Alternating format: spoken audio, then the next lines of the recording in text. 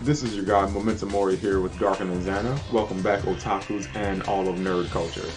So, no clickbait here. Sam Fisher is indeed back, and this time he's dropping into Rainbow Six Siege as a new operator. I think it's safe to say that most of us hoped that this announcement was a new Splinter Cell game that would revive the stealth game genre, but I guess we'll have to settle with seeing this badass being a playable operator as Operator Zero on Siege. But check out the full trailer and I'll see you guys at the end of the video to share my thoughts on it.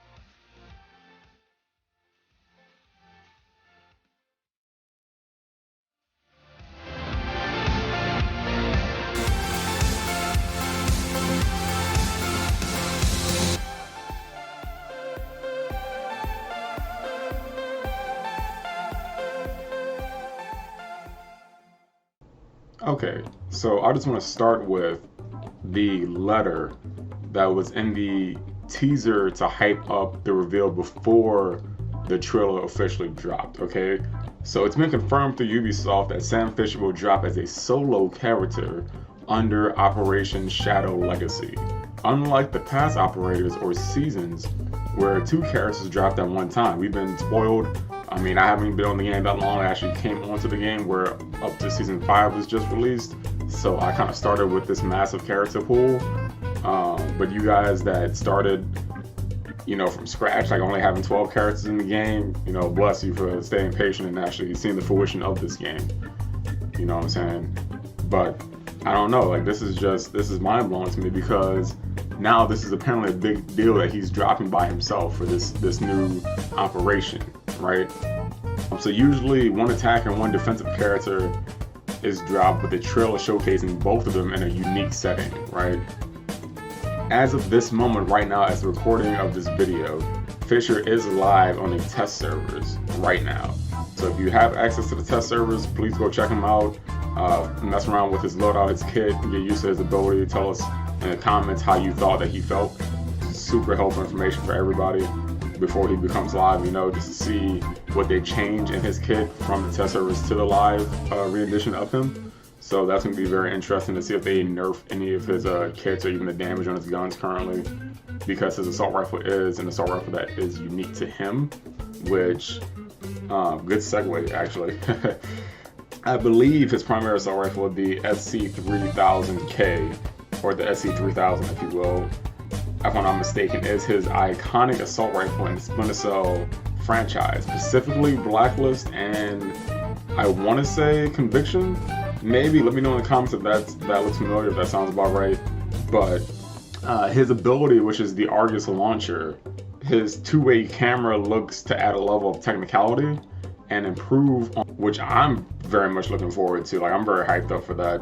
I don't know about you guys, but he does look to be a combination of the attack version of Valkyrie and Maestro with a couple like sprinkles of Caveira in it. For a second, I thought he was going to have an interrogation like Cav, but on attack. I'm not gonna lie to you. I think that would have been sick. It definitely probably would have been overpowered just to try to find all the defenders, because usually the defenders camp if they're not playing the hyper aggressive attack on defense type formation. But that's neither here nor there. Also, the Argus launcher seems to be, the two-way camera seems to have 3 charges on it. I'm not sure if you can pick it back up or pry it from the wall after it's launched to get a charge back. I have seen, and I believe in the IGN gameplay video with, I believe his name is Coconut Brah.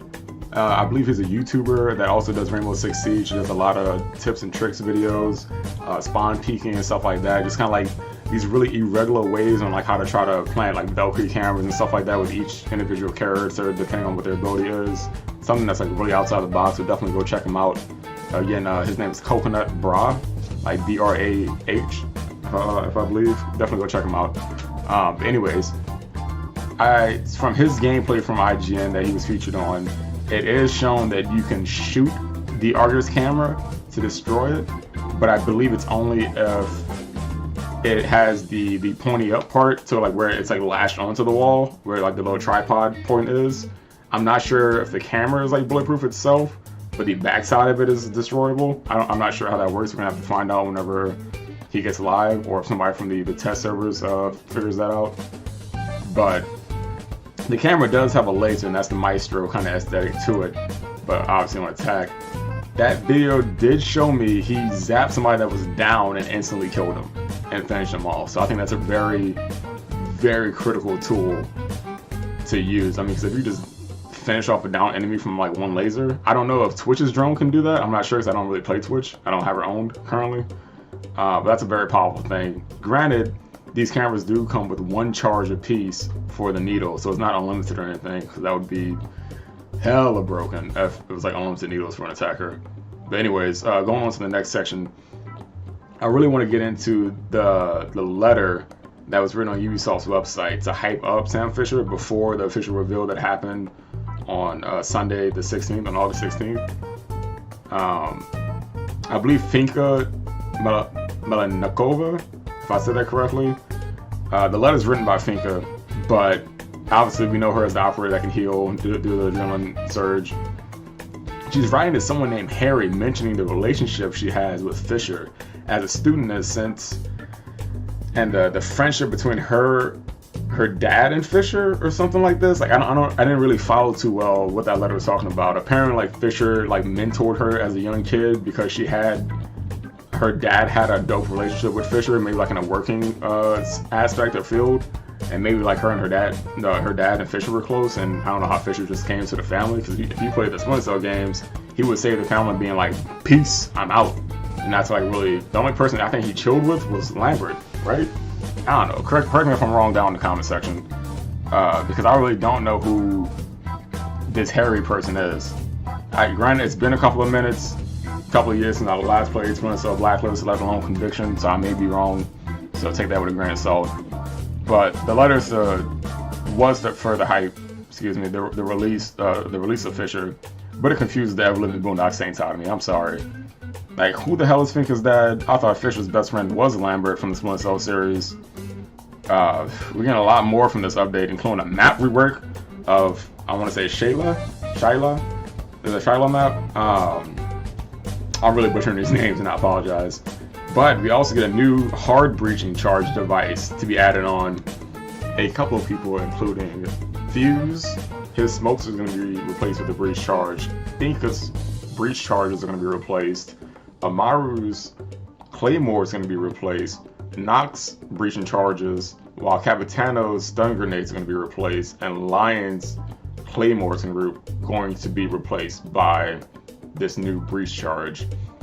So shout out to YouTuber 6 News. Go check out his channel for everything Rainbow Six related. He's another good one. I'm worried about this device though, I'm going to be honest. Even though it's a one-time use, unlike the 3 charges you get from the breach charges, I feel like it might diminish Hibana in a sense. Show like a drop in her pick rate. But hey, only time will tell.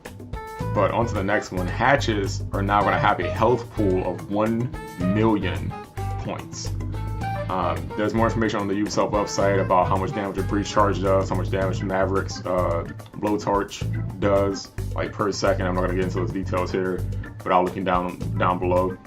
Also, Ping 2.0 system is completely revamped in all of its glory, so it identifies what you ping now, and it's hopefully a better communication tool within the team, so even those without mics can contribute to a better degree, and also tell you like, hey, this is a Valkyrie camera, this is a trap, don't step in it, you know. So hopefully it's a better way of communication without actually having to speak, because not that many people I've run across personally have had mics in Rainbow Siege. But speaking of which, maybe that's going to change because Rainbow Six Siege is getting a free-to-play week from August 27th through September 4th. So definitely be on the lookout for that.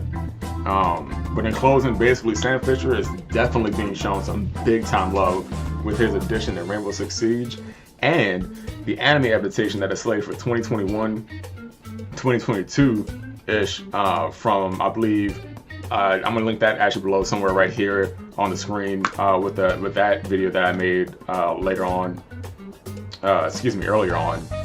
But let me know what you guys think about the Ubisoft announcement down in the comments. Are you excited to control the Legend again, even if it's not in his own element for his game? Or would you have preferred something else doing with a crossover, or someone else rather, being a crossover with Rainbow Six Siege? Would you have rather Solid Snake? Would you have rather another combatant from another game series? But let me know down in the comments. This has been your guy, Momentum Mori, with Darker Than Zen, and I'll see you guys in the next one.